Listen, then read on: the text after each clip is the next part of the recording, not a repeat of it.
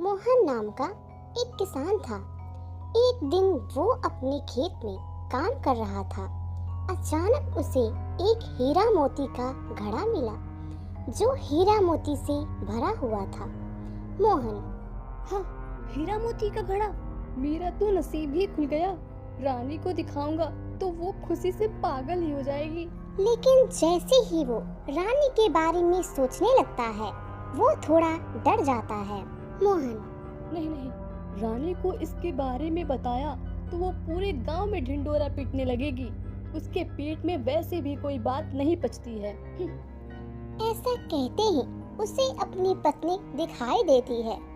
रानी, हमारे खेत में हीरा मोती का हंडा मिला। हमारे खेत में हीरा मोती का हंडा मिला। मोहन, अरे बाप रे, नहीं नहीं, ऐसा नहीं होना चाहिए।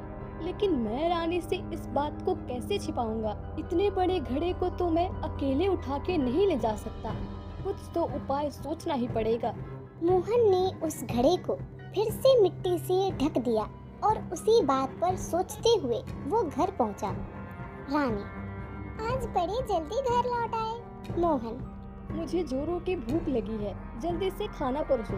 रानी ने खाना परोसा, लेकिन मोहन का ध्यान खाने में नहीं था। मोहन, रानी, मुझे भूख नहीं है, मैं जरा बाजार होके आता हूँ। रानी, बड़ी अजीब बात है। अभी तो कह रहे थे कि बहुत भूख लगी है। तबीयत तो ठीक है ना आपकी? मोहन, हाँ हाँ, मैं ठीक हूँ। रात को देर हो जाएगी, तुम खाना खाकर सो जाना।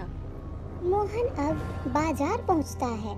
वो बाजार में से कुछ मछलियाँ और पीले रंग के 4-5 डिब्बे खरीद लेता है। फिर वो सारा सामान लेकर अपने खेतों में पहुंचता है। मोहन, मुझे अब काम पे लग जाना चाहिए।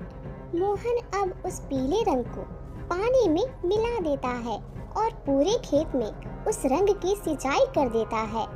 उसके बाद साथ लाई हुई मछलियों को वो खेतों में बिखेर देता है। मोहन, अब ठीक है। रात को बड़ी देर से वो अपने घर पहुंचता है। मोहन, अरे, ये तो सो गई। रानी रानी, उठो रानी, तुम्हें कुछ बताना है। अरे जल्दी यहाँ आओ। रानी, ओह, क्या हुआ? आपको आने में तो बड़ी देर हो गई। मोहन, बात ही कुछ ऐसी है, मेरे साथ खेत में चलो। रानी, अभी इतनी रात गए, कल सुबह चले जाएंगे। मोहन, नहीं रानी, अभी चलो, अपने खेत में बारिश हुई है। रानी, ये कैसे हो सकता है? यहाँ पर तो कोई बारिश नहीं हुई, आकाश भी साफ है। मोहन, अरे पगली, वही तो बात है, बारिश सिर्फ हमारे खेतों में हुई है, वो भी साधारण बारिश नहीं, मछलियों की बारिश। आसमान से ढेर सारी मछलियाँ अपने खेतों में बिखरी पड़ी है। रानी, मछलियों की बारिश? आपकी तबीयत तो ठीक है ना? मोहन, मैं बिल्कुल ठीक हूँ रानी, अब चलो मेरे साथ। हाथ में लालटेन लिए अब दोनों खेत पहुँचे। मोहन, देखो रानी, ये कोई साधारण बारिश नहीं थी, आसमान से पीला रंग का पानी टपक रहा था। मैंने उस पानी को एक घड़े में भर कर रखा है। जब रानी ने खेतों में बिखरी मछलियाँ देखी तो वो हैरान हो गई। खेतों में जगह जगह पीले रंग की बूंदें भी नजर आ रही थी। रानी, अरे हाँ, यहाँ पर ढेर सारी मछलियाँ बिखरी पड़ी है, ये सब कैसे हुआ? मोहन, ये तो कोई चमत्कार ही लगता है।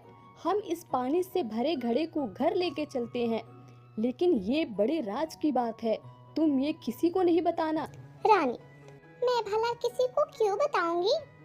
रानी की मदद से मोहन वो हीरा मोती से भरा घड़ा घर ले आता है।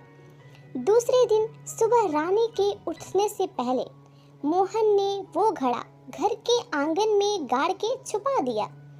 सुबह जब रानी उठी, वो मोहन के पास आकर उस घड़े के बारे में पूछने लगी। रानी, जी सुनते हो, वो घड़ा आपने कहाँ रखा है? मोहन, घड़ा? कौन सा घड़ा? रानी, वही जो रात को हम अपने खेतों से लेकर आए थे। रानी की ये बात कुछ पड़ोसियों के कानों में पड़ती है और वह रानी के आसपास जमा होकर उसे उस घड़े के बारे में पूछने लगते हैं। मोहन, अरे नहीं नहीं, ऐसी कोई बात नहीं है, इसने कल रात कोई सपना देखा होगा। रानी, मुझे कोई सपना नहीं पड़ा था। आप झूठ क्यों बोल रहे हो? कल रात को हम खेत में से एक बड़ा सा घड़ा लेके आए थे। पड़ोसी। कल रात को? रानी, हाँ हाँ, कल रात को। पता है, कल रात को हमारे खेत में बड़ी तेज बारिश हुई थी। पड़ोसी। लेकिन कल रात को तो यहाँ कोई बारिश नहीं हुई थी। रानी, वही तो, बारिश सिर्फ हमारे खेतों में हुई थी, और वो भी कोई साधारण बारिश नहीं। आसमान से पीले रंग का पानी टपका, और पता है, ढेर सारी मछलियाँ भी आसमान से टपक कर हमारे खेतों में गिरी। वो घड़ा उसी पीले रंग के पानी से भरा हुआ था। रानी की ये बात सुनकर वहाँ जमा हुए सभी लोग हंसने लगे। पड़ोसी। मछलियों की बारिश? ऐसा भी कभी हो सकता है क्या? ये जरूर पागल हो गई है। बहन, तुमने जरूर कोई सपना देखा होगा। चलो भाई, खाली पीली अपना समय बर्बाद हुआ। मछलियों की बारिश? पागल कहीं की। रानी, अरे रुको रुको, जरा सुनो तो, मैं सच कह रही हूँ। अरे रे सुनो तो, सच में मछलियों की बारिश हुई थी। अरे आप तो कुछ बोलिए ना। मोहन। मैंने तो पहले ही कहा था, तुमने कोई सपना देखा होगा। अब जाने भी दो। रानी, जल्दी से मुझे नाश्ता दे दो। खेतों में जाने में देरी हो रही है। रानी, क्या सच में मैंने कोई सपना देखा है? अपनी पत्नी को पुटपुटा हुए अंदाज जाता देख मोहन मन ही मन मुस्कुराता है। राज की बात हमेशा राज ही रहनी चाहिए। यहीं पे इस कहानी की समाप्ति हो जाती है। अगर आप लोगों को ये वीडियो अच्छा लगा हो तो प्लीज़ इसे लाइक करें, हमारे चैनल को सब्सक्राइब करें और इस वीडियो को ज़्यादा से ज़्यादा शेयर करें। हम लोग फिर मिलेंगे एक नई कहानी के साथ। तब तक के लिए